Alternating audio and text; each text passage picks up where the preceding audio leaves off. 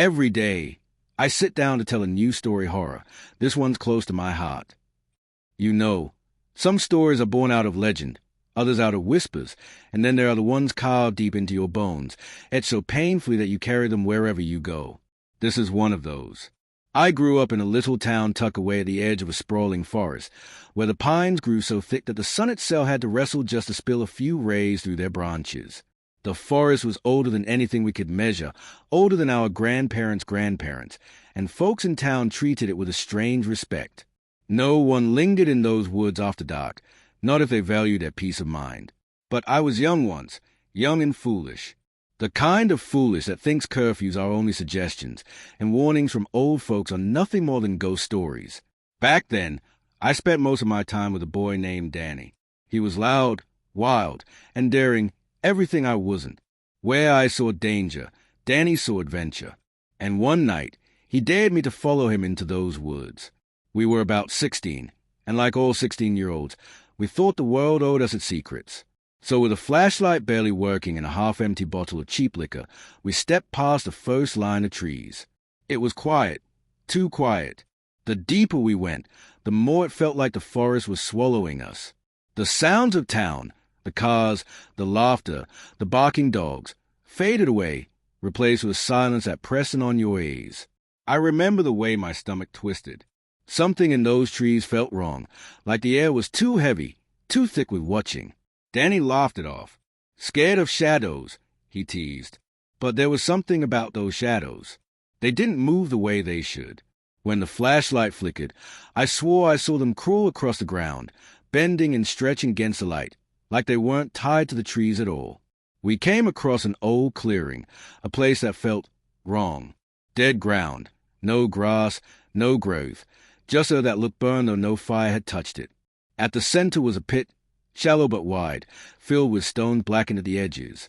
Danny, drunk and fearless, climbed down, declaring it some kind of old fire pit.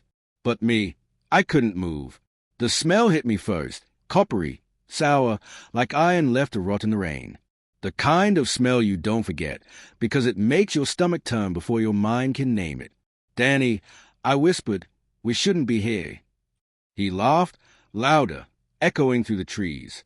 What's the matter? Scared of dirt and rocks? That's when the whisper started. It came from the trees, low at first, almost like the wind, but too steady, too clear. It wasn't words I understood, but it was speaking directly to him. Danny froze, his head cocked, eyes wide like he was hearing a song I couldn't. His lips began to move, repeating the sound, syllable for syllable, like a prayer. I panicked. I shouted at him, grabbed his arm, tried to pull him out of that pit. But the shadows moved again, crawling up over the stones, wrapping around his ankles like hands.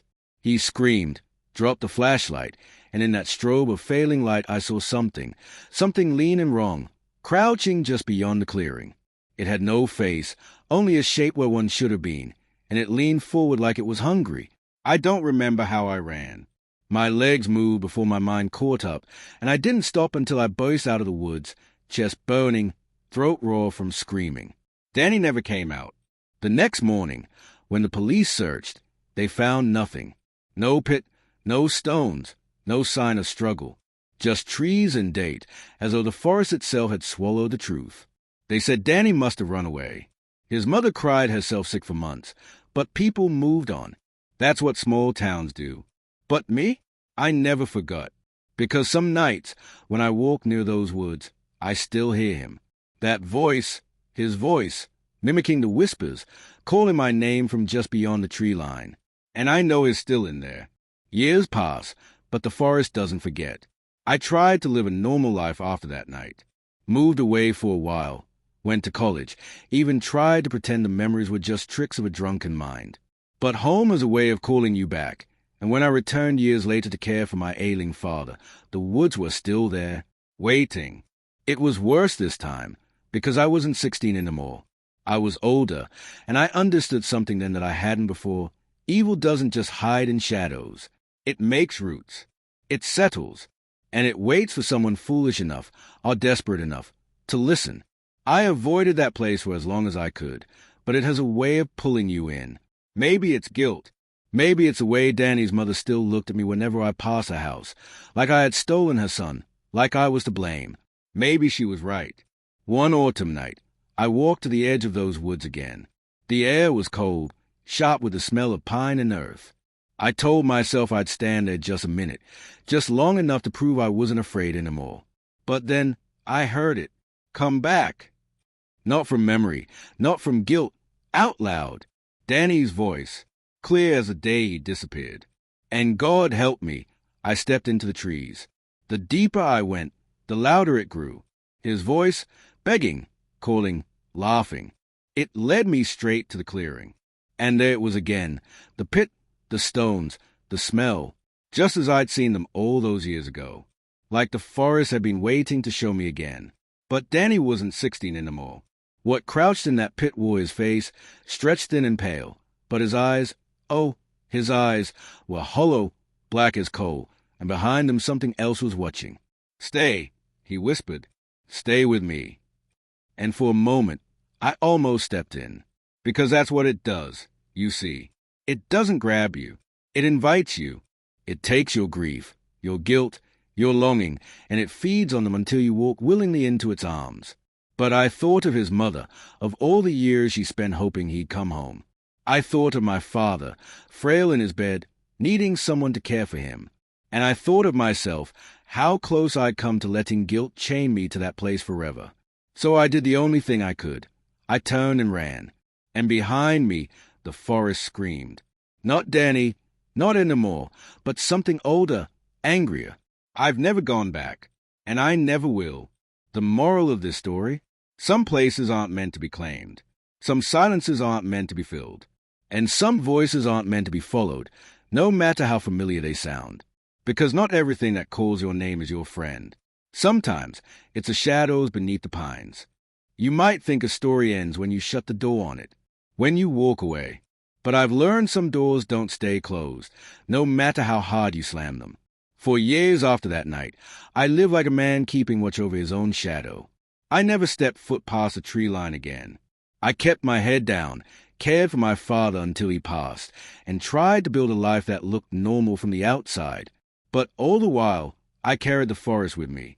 The sound of wind through pine needles could stop me in my tracks. A dark corner of a room would twist itself into a memory. Sometimes, waking in the dead hours of night, I'd hear it, that voice, Danny's, but not Danny's, whispering from just outside the window. At first I told myself it was dreams.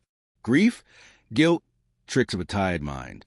But the older I got, the less convincing those excuses became. Because the voice grew louder, sharper, almost impatient. Like whatever was in there wasn't content to be forgotten. And then came the night it followed me home. I was sitting in my father's old armchair, the one with the frayed fabric and the smell of pipe smoke baked into its bones. The house was quiet, too quiet. No TV, no ticking clock, no wind to the windows. Just silence, so thick it rang in my ears. Then I heard it, a creak of floorboards in the hallway. I thought maybe it was just the house settling, the old wood complaining. But then came the whisper, "Let me in." I froze, because it wasn't muffled, not carried by memory or dream.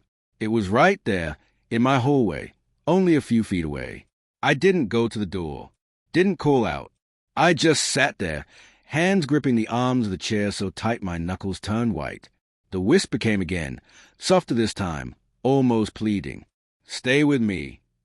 And then, the smell, that same coppery eye instinct that had hung over the pit all those years ago. It rolled through the house, thick and choking, filling my lungs until I gagged. I wanted to run. But run where? This was my home, my last refuge. And the thing about evil is, it knows that. It knows the places you feel safe, and it waits until you're settled before it slips inside. That night, I didn't sleep.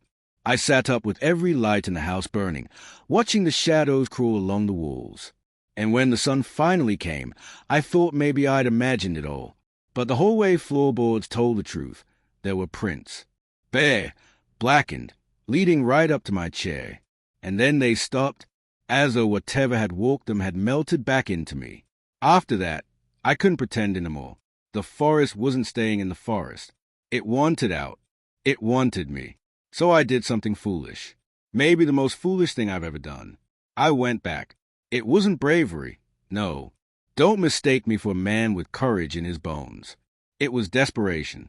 A need to face it before it swallowed me whole. The forest hadn't changed. Still thick. Still silent. Still pressing in on me like a mouth closing over prey. I found the clearing again. The pit, the stones, the smell. Waiting, just as it had always been. And Danny was there. Or what was left of him. He stood at the edge of the pit, skin stretched thin like old parchment, eyes dark and endless. His smile was too wide, too sharp, and when he spoke, the voice split into two, his and the other, layered together like an echo that didn't belong. You came back. I didn't answer.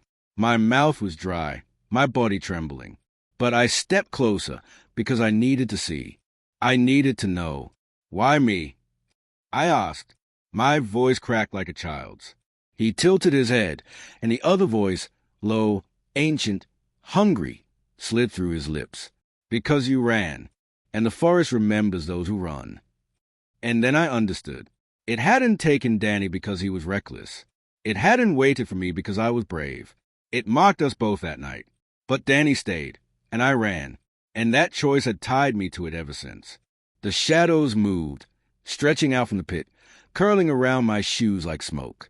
My chest burned, my vision swam, and I felt myself leaning forward, ready to step in, ready to surrender. But then I remembered something. Not the forest, not Danny, my father, frail, weak, clutching my hand before he passed. The way he whispered, "Don't carry more than you can bear." And I realized I didn't have to give myself to this thing. Not now, not ever. So I did what I should have done years ago. I turned my back. I don't know how I made it out. Maybe the forest wasn't ready. Maybe it wanted me to return again and again, to weaken me until I gave in.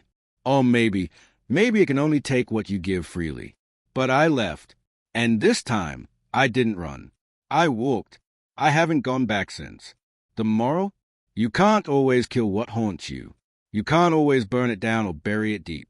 Sometimes the best you can do is starve it, deny it your fear, your guilt, your surrender, because evil feeds on what you bring to it. And if you give it nothing, it withers.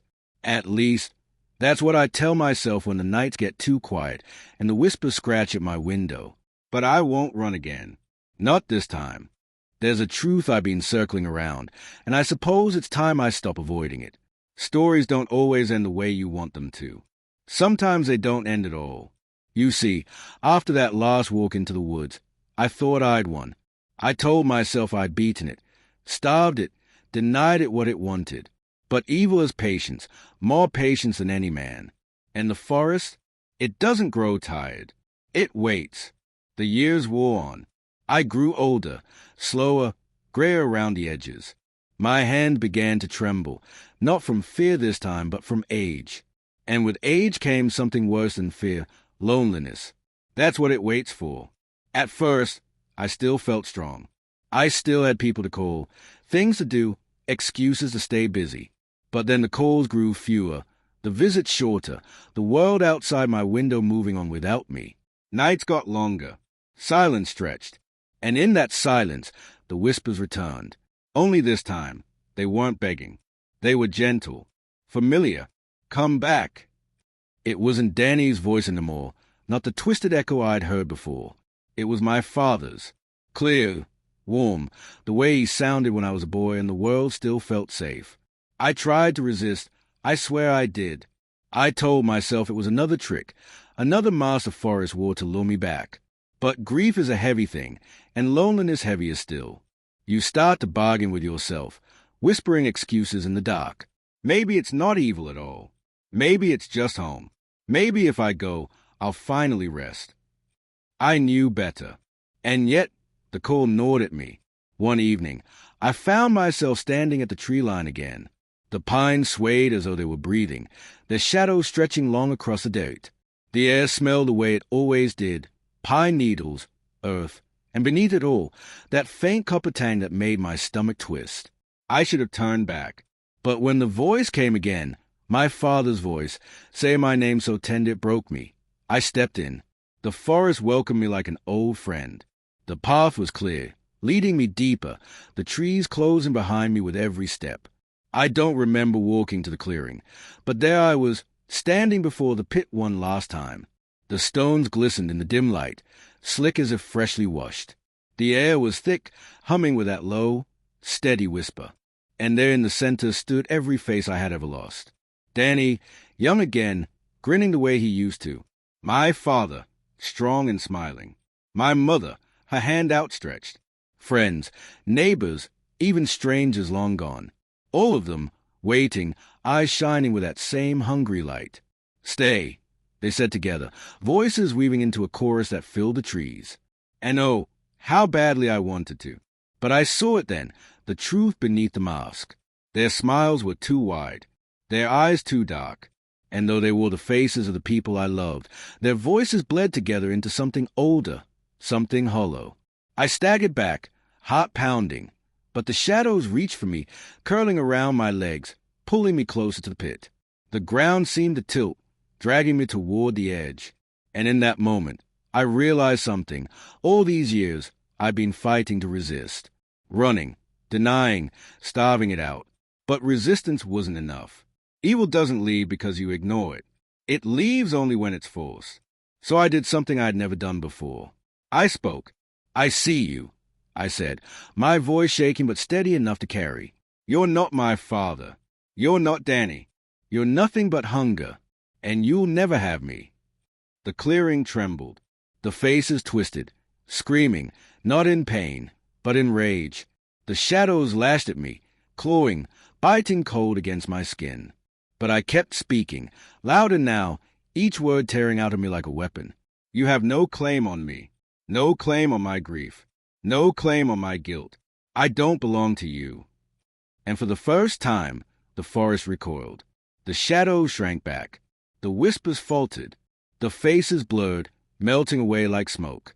And beneath it all, the pit, empty, shallow, nothing but dirt and stone. The spell broke. I stumbled out of that clearing, every step heavier than the last. The trees seemed to sigh, a sound halfway between anger and resignation. And when I reached the edge of the forest, I knew in my bones I had ended it. Not forever. Evil like that doesn't die.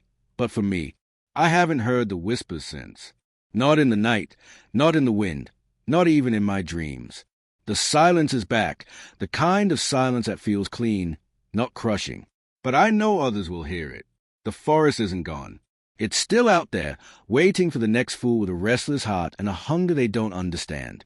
So here's a lesson, the only one worth taking from my story. When grief calls to you, don't answer. When guilt whispers, don't follow. Because what waits in the shadows doesn't love you, and it doesn't care for your pain. It only feeds on it. And if you let it, it'll wear the faces of everyone you ever lost until you step willingly into its arms. Don't. For God's sake, don't.